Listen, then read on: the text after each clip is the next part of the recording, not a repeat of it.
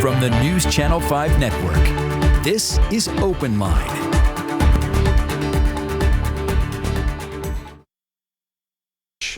Most schools closed up March or April, that time frame sent students home as we started to learn about coronavirus. And now it is October already, and still some students, many students, remain at home, learning from home virtually. Other students have chosen to go back to school. We want to talk about this a little bit and about what the Tennessee Department of Education has said in recent weeks, issuing an interesting study about the decrease in proficiency rates for some of our students. We want to welcome our guests tonight. They are both with the group called Nashville PROPEL, PROPEL, which is an acronym for Parents Requiring Our Public Education System to Lead. Sonya Thomas is the executive director, and John Little is the outreach director. Good evening to both of you. Thanks for being with us. Good evening, Mr. Johnston. Thank you for having us. Sonya, let's start with you. Give us a little background on this group, PROPEL, how it started. So Nashville Profile, we are our parents requiring our public education system to lead, and we started back in October of 2018, where a group of parents took a look around the city and looked at the landscape of education and decided that something was going on, that we were in an education crisis and not many parents knew about it. And we represent parents from our most struggling communities who have children. Oh, you want to pick up there, John? I think her screen froze. Go ahead. Yeah. We'll get her back. Perfect timing. Yeah, and so we represent parents who have kids in priority schools. And in Nashville, the list of priority schools have grown from 7 in 2014 now up to about 21. And what we just believe, we think that those parents need a real voice. And part of what we do in our mission is make sure that we're educating those parents about school performance and then how to improve their schools. What's the response been over the past 2 years? The response has been growing. I mean, what we always say, we're growing a movement. I mean, you can talk to school board members, other elected officials, and they know when they come to a PROPEL event that you're going to have parents there who have kids in struggling schools and want to know more about how we can better serve our school system. So it's been really rewarding when a politician tells you that you guys are one of the best groups to bring out parents. And Sonya, welcome back. Sorry about that little glitch. John picked right up where you left off, though, kind of explaining the group. Why do you think it's been so successful so far over the past couple of years, Nashville PROPEL? Because we are the parents who we serve. We come from these communities. John and I both grew up right here in Nashville, Tennessee, and we graduated from MNPS schools. We have children who also attend these schools. And so, we meet parents where they are. We have relationships with these parents. And so I think that has been the base of our success, because we're able to relate and connect to the families in our community. And do you think prior to this, and not to blame some of the parents, but maybe they were looking for a group or an outlet or something to bring them together, because it's so important to have parental involvement or whoever is raising these children, whether it's grandparents, aunts, uncles, cousins, whoever it is, they need to be directly involved in their kids' education, right?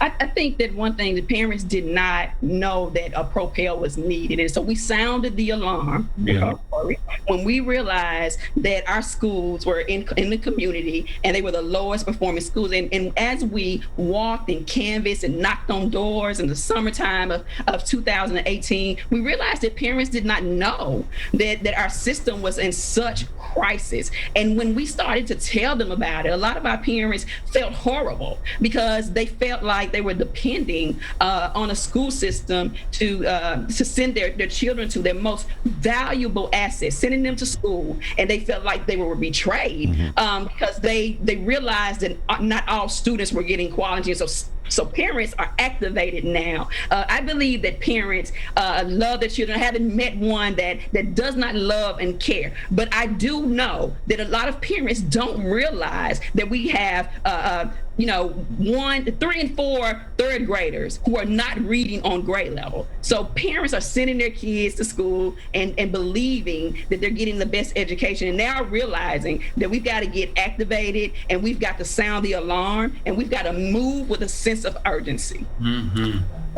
And also over the past 2 years since you formed this group, there's been a change on the school board, obviously, and there's been a change in leadership. Now we have Dr. Adrian Battle, who's a familiar face, and like you, is a student of MNPS schools. Tell me how much that has made as far as a difference.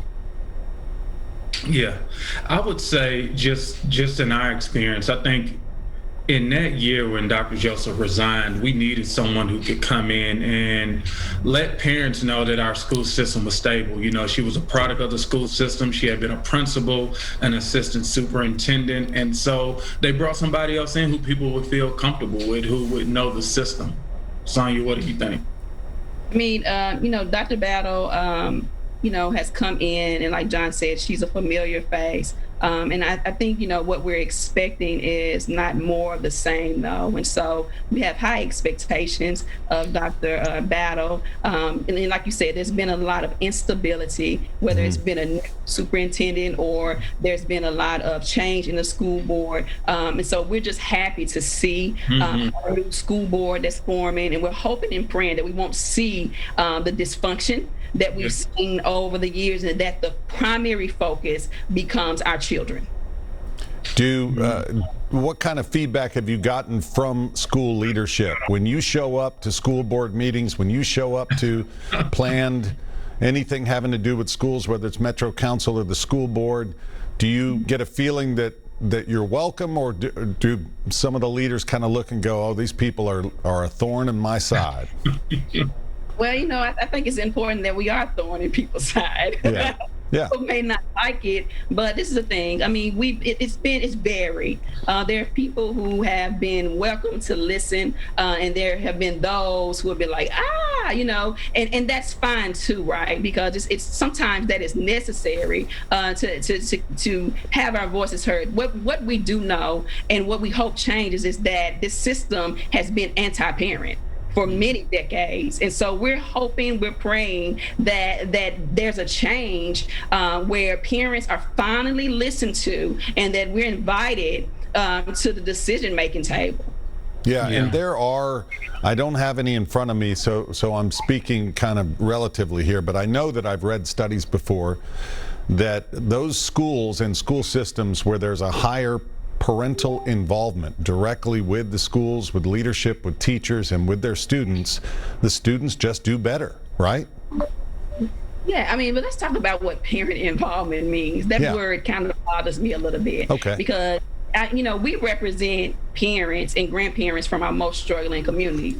And when we say that, we mean parents that have 2 and 3 jobs. They're not at home, with their children. They're working, fast food. They're working as essential workers. And so, a lot of times those parents have a hard time going to a 5 o'clock board meeting. Yeah. Or going to, a parent-teacher conference in the middle of the day. And so, and we have to better talk about what engagement means. And when we have to meet people where they are. I haven't met one parent, not one, who does not care about their child. And I know parents who go to the school regularly, who are involved, but they may not be able to show up at those meetings at that time of the day because they have to work. Right. Yeah. Right. So the system needs to change to better suit the parents' needs. Absolutely. Yeah, I think we just got to do a better job. And so parents vote with their feet. And so last week in the school board meeting, even though it's virtual, we saw a total decline in numbers, which, for the district, they talk about the money.